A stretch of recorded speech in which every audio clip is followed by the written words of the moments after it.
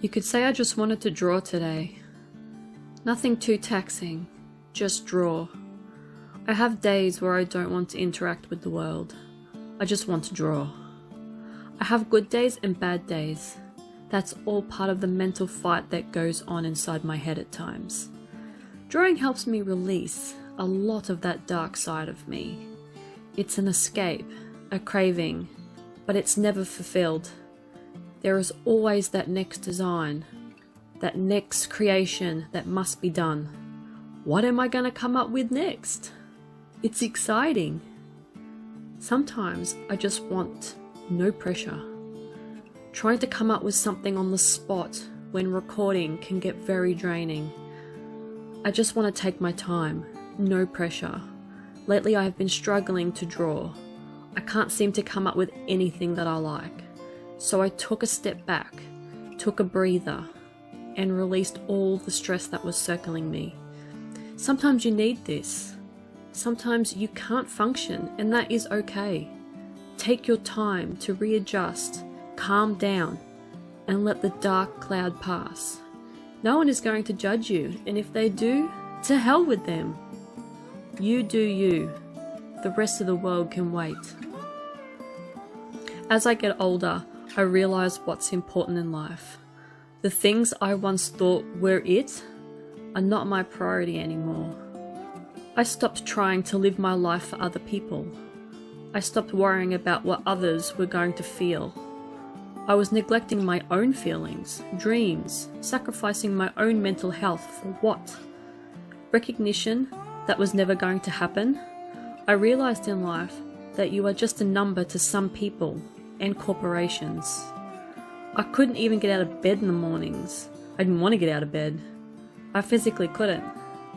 Now that I'm living my best life, the demons are still there, playing in my head, but they are stress-free demons, playing happily together, not trying to tear each other apart. Sometimes this tension still does brew, but I know it will pass. The moral of the story is, no matter how you are feeling, it will pass, and it doesn't define who you are. Find the joys in life. Find what makes you happy, and do that, because life is too short to be miserable and somewhere that doesn't resonate with your soul. Take care of your health. It comes first. How can you help someone else when you're running on empty? Happiness starts with you.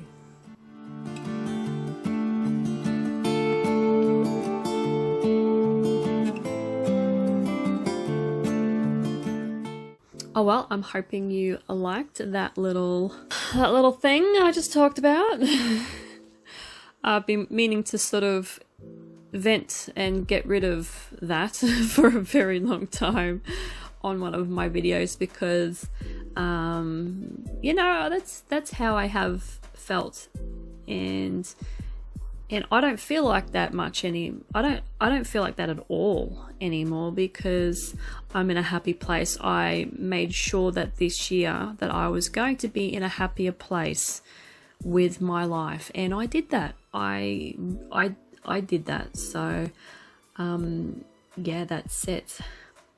So this drawing, let's get to the drawing now, shall we?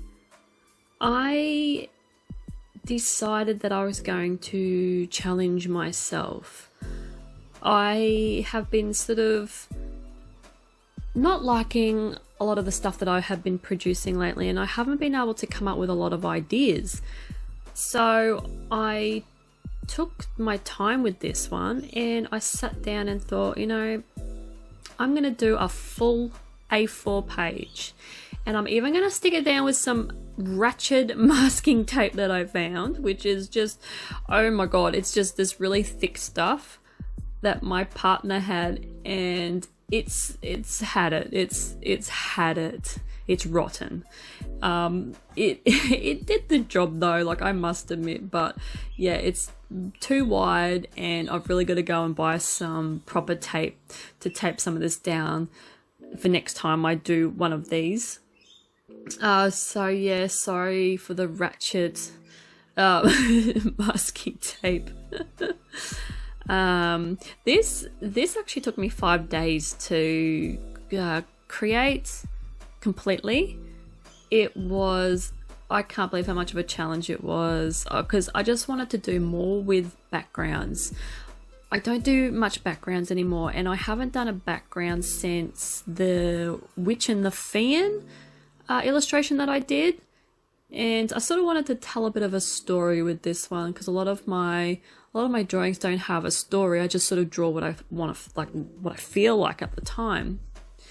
And I sort of felt like this is a sort of a new chapter for me to try and push myself and better myself with my drawings, because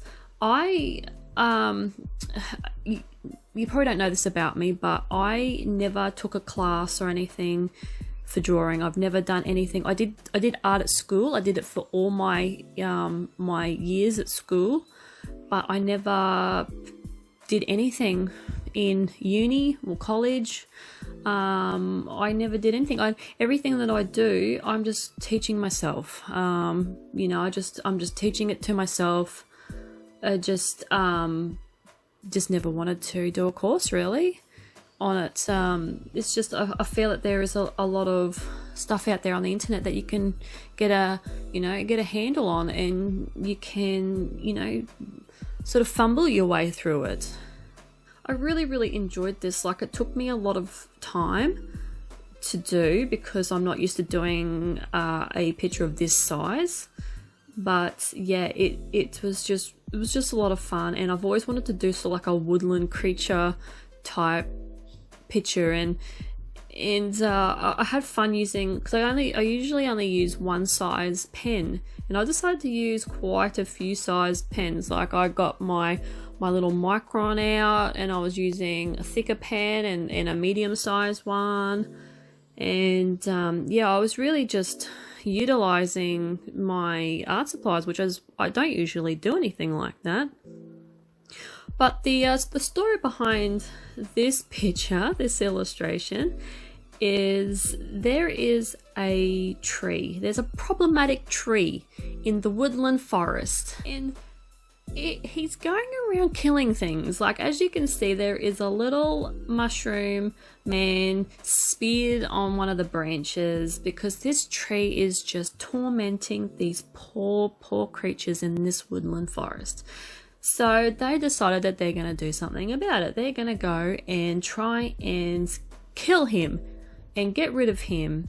Now, I had a lot more plans for this picture. Like, I even wanted to draw someone chucking some fire at the base of him, but I'm still learning how to draw fire, so I didn't attempt that in this piece, but I'm gonna get to that. I'm hoping to get to draw some fire, because I need to do that.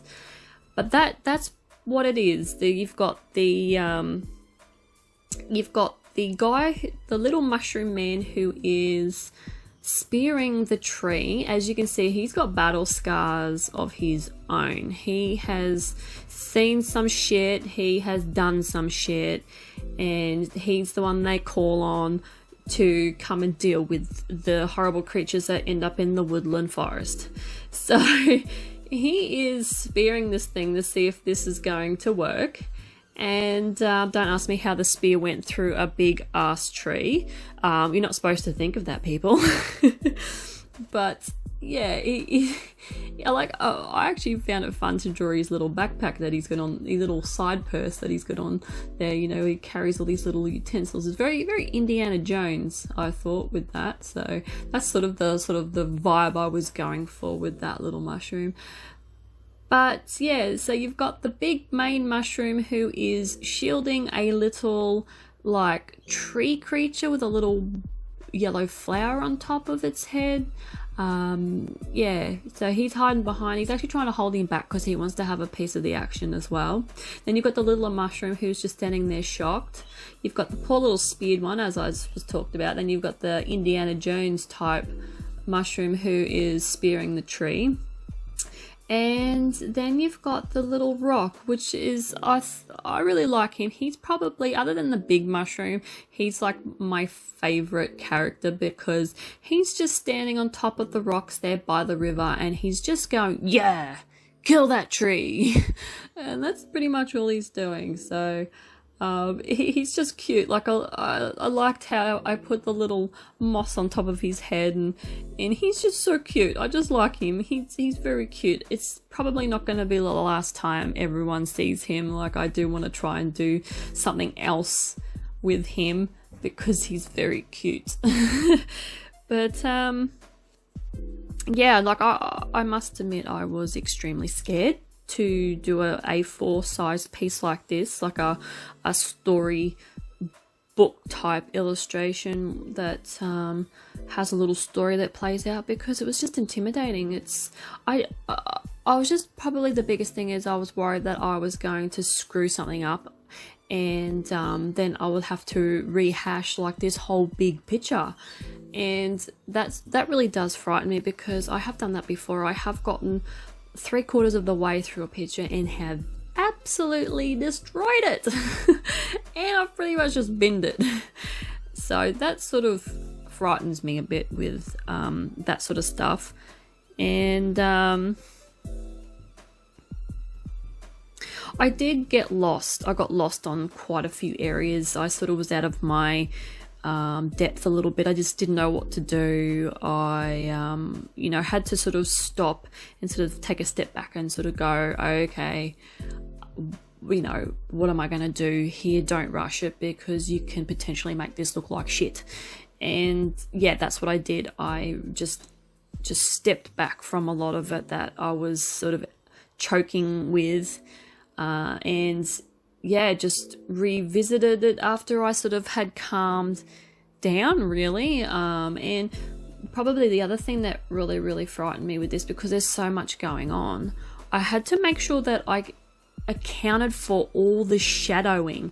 And that, to me, is like the most frightening thing, because you can, like, I've got a really bad habit of missing. Like, I could sit there and browse over the whole picture and I could just miss so much, and then 2 days later I'll come back and I will look at the picture and go, look what I've missed here, and I'll just go and touch it up, because that's what I do. But I usually have to give myself a couple of days, like, grace period to browse over it, because I will find a mistake or something that I have missed, every time.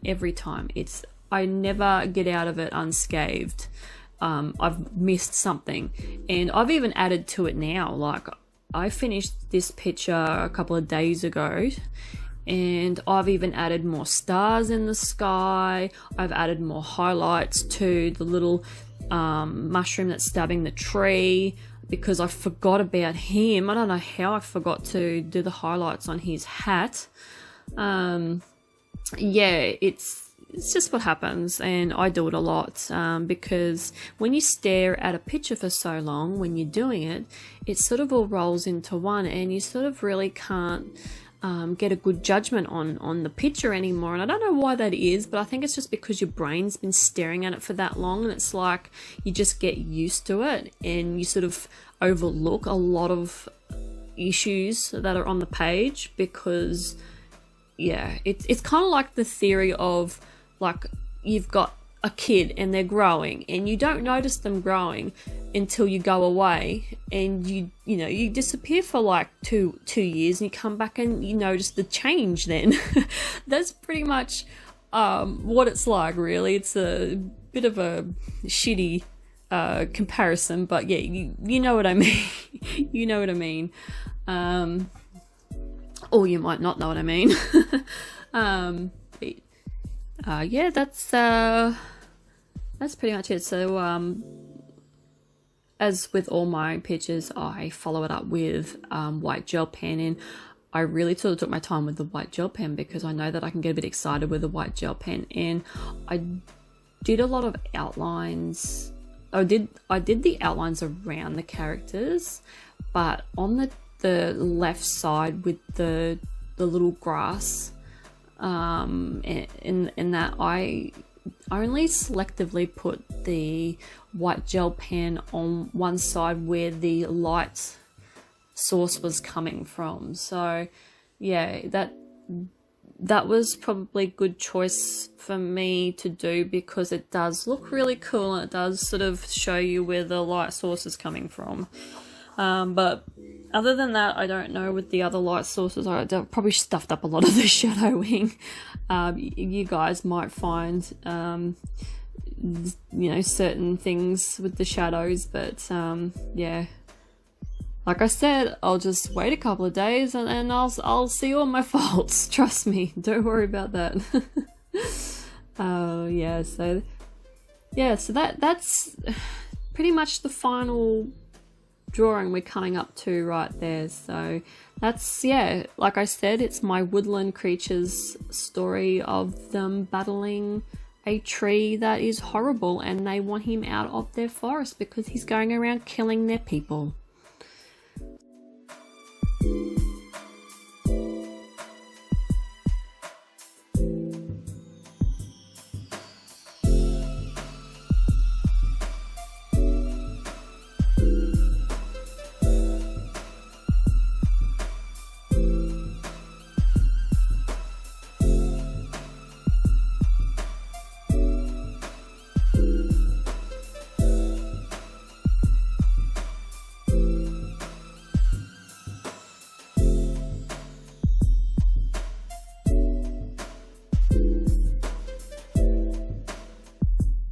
So here is some peel porn for you with the masking tape.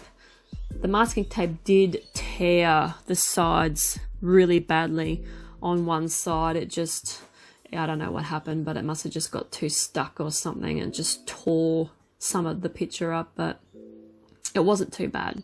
It's not too noticeable. So that is my final picture right there, and I hope that you enjoyed watching this, and I know I enjoyed making this. So yeah, that is it from me, and I'll see you guys in the next video. Bye bye.